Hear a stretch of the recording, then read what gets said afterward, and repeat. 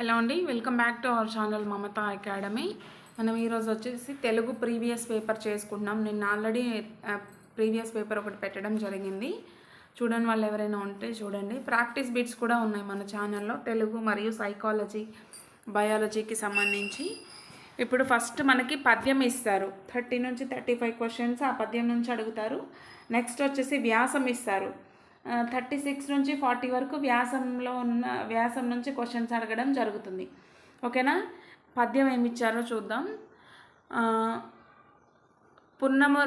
పున్నమరేల దర్పరము పొంతెనే పో శిఖరాకి దాకిం విచ్ఛిన్న గతిన్ సుధారసము చింది పైన్ దిగువారనంత నుండి నెల్ల సన్నగిల్లు నది నిక్కము గాదని నేరని ఆపద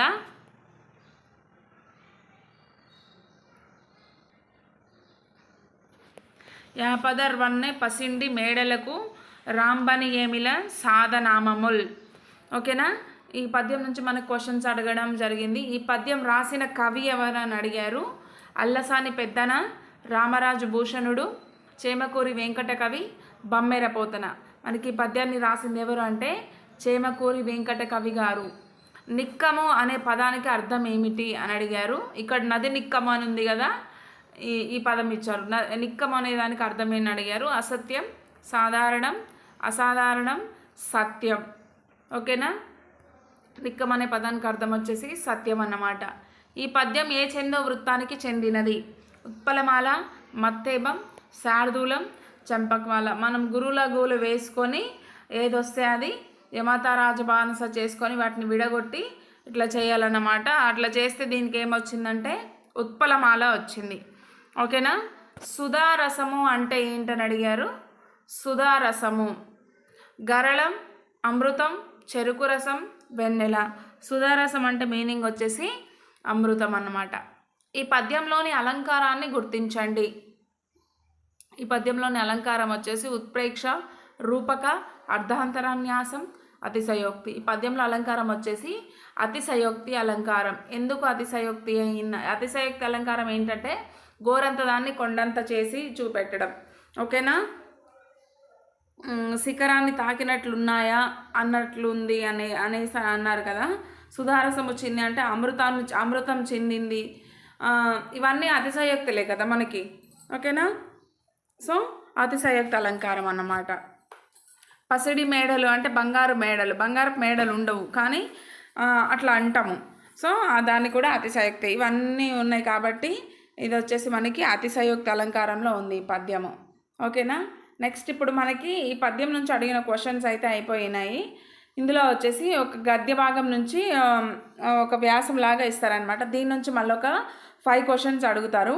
నేను ఈ గద్య భాగంలో ఇచ్చిన అయితే మొత్తం అయితే చదవట్లేదు, టైం వేస్ట్ అవుతుంది. మీరైతే వీడియో పాస్ చేసి చూసుకోండి. క్వశ్చన్స్ మాత్రం చెప్తాను నేను.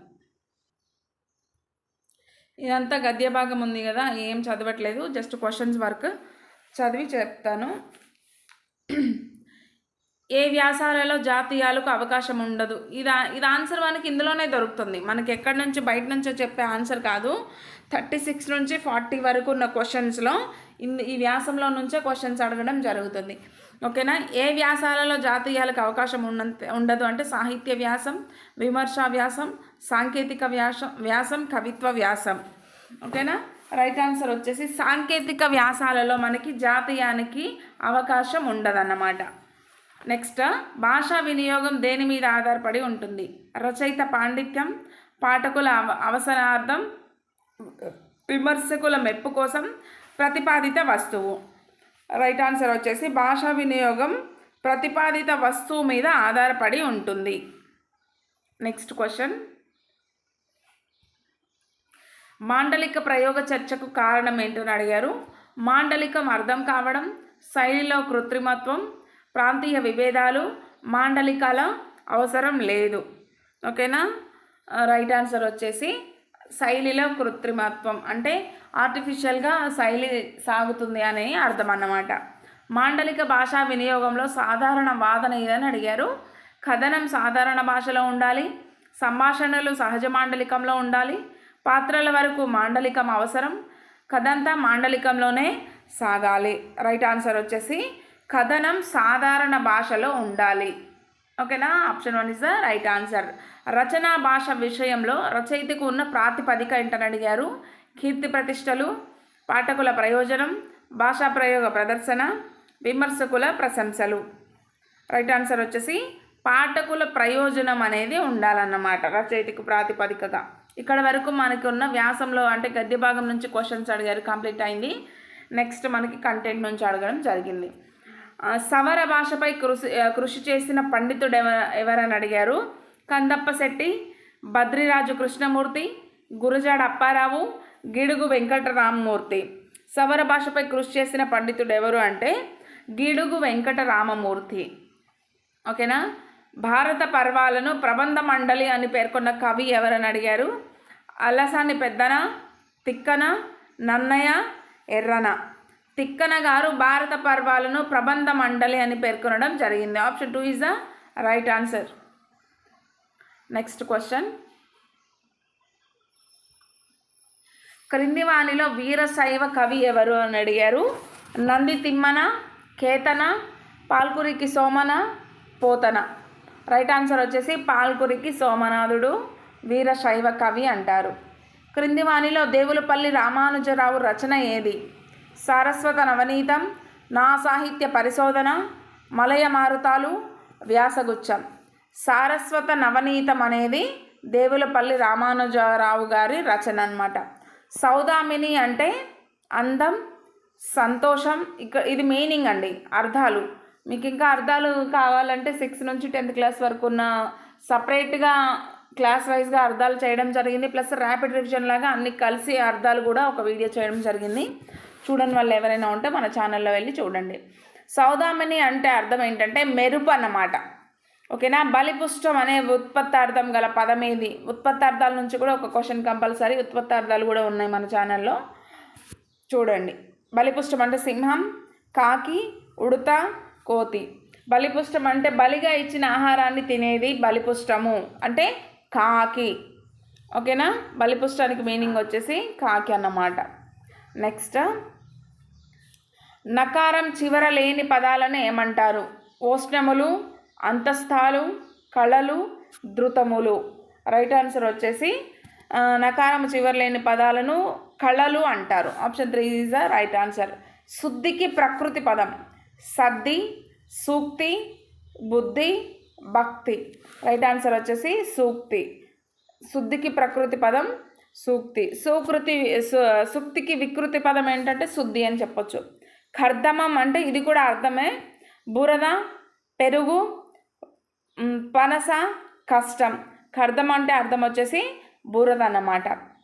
పరుగులయ్యే ఇందలి సంధిని గుర్తించండి.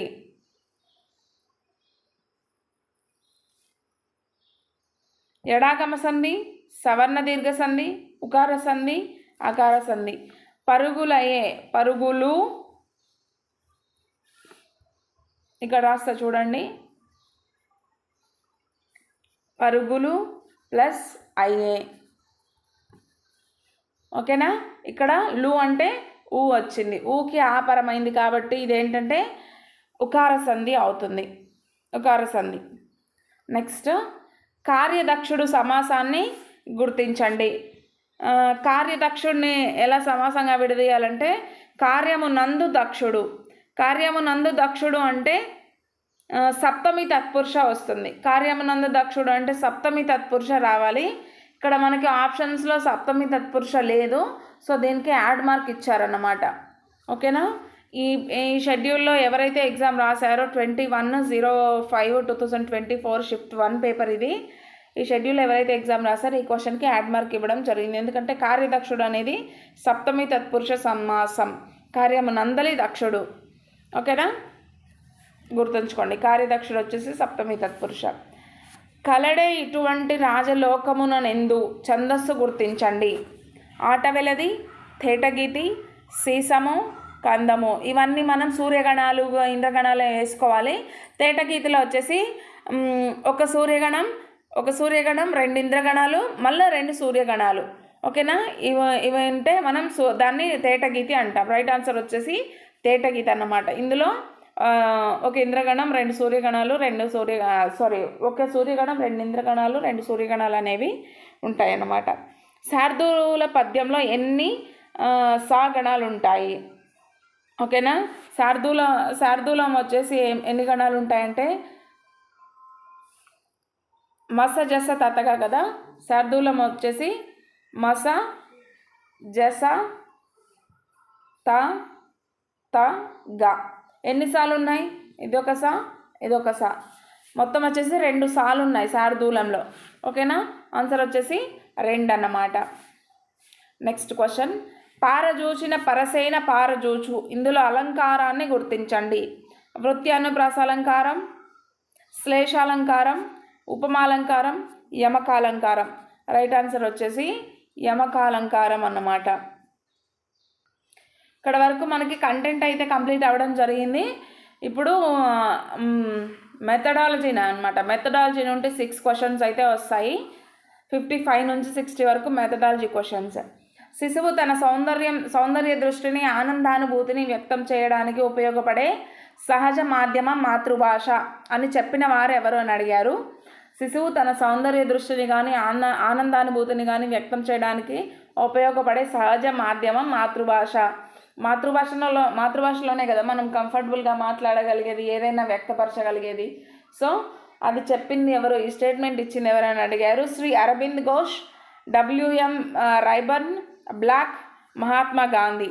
రైట్ ఆన్సర్ వచ్చేసి మహాత్మా గాంధీ గారు. Next question. Match the following ఇచ్చారు. రూరు థా ద షా. ఇవి వచ్చేసి మనకి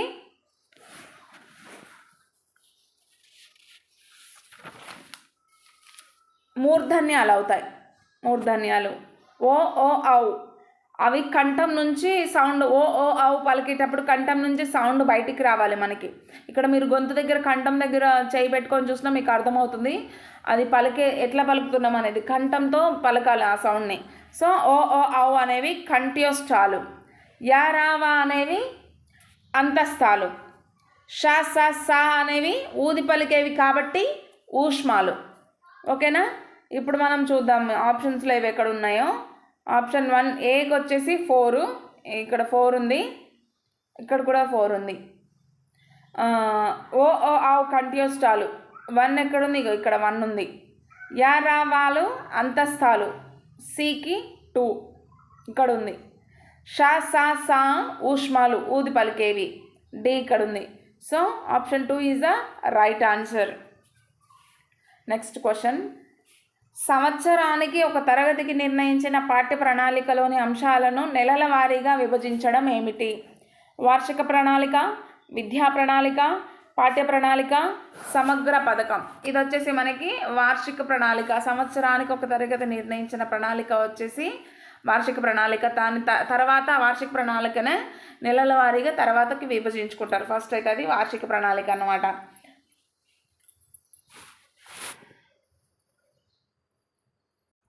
కాలక్రమంలో భాష ఒక యుగం నుండి మరో యుగం వరకు ఎలాంటి మార్పులను, పరిణామాలను పొంది ఉన్నదో గుర్తించి తెలిపే వ్యాకరణ విభాగం ఏమిటని అడిగారు. ప్రాయోగిక వ్యాకరణం, తులనాత్మక వ్యాకరణం, చారిత్రాత్మక వ్యాకరణం, వర్ణనాత్మక వ్యాకరణం. ఓకేనా. రైట్ ఆన్సర్ వచ్చేసి చారిత్రాత్మక వ్యాకరణం అన్నమాట. Next question. తోలుబొమ్మలు, ఛాయాచిత్రాలు, కార్టూన్లు మొదలైన ఉపకరణాలు ఏంటివి? దృశ్య శ్రవణ ఉపకరణాలు, శ్రవణ ఉపకరణాలు, రసగంధ ఉపకరణాలు, దృశ్య ఉపకరణాలు. తోలుబొమ్మలు కానీ, సినిమాలు కానీ, కార్టూన్లు కానీ ఇవి మనం చూస్తాం, కంటితో చూస్తాం కాబట్టి వీటిని దృశ్య ఉపకరణాలు అంటాం. అదే శ్రవణ ఉపకరణాలు అంటే రేడియో అట్లాంటి వాటిని దృశ్య ఉపకరణాలు అనొచ్చు. ఓకేనా. నిరంతర సమగ్ర మూల్యాంకనం ప్రయోజనాలు ఏంటి? నిరంతర సమగ్ర మూల్యాంకనం అంటే ఉపాధ్యాయ కేంద్రీకృత విద్య. ఇది రాంగ్. ఉపాధ్యాయ కేంద్రీకృత విద్య కాదు. ఒత్తిడిని దూరం చేయడం, నమ్యత, విద్యార్థి కేంద్రీకృత విద్య. Option 2 is the right answer. Okay అండి, ఇది ఈరోజు మనకున్న క్వశ్చన్ పేపర్. ప్రీవియస్ పేపర్ చేయడం జరిగింది. ఇంకా మీకు ఏమైనా టాపిక్స్ రిక్వైర్మెంట్ ఉంటే నాకు కామెంట్ సెక్షన్లో కామెంట్ చేసి చెప్పండి. Thank you all.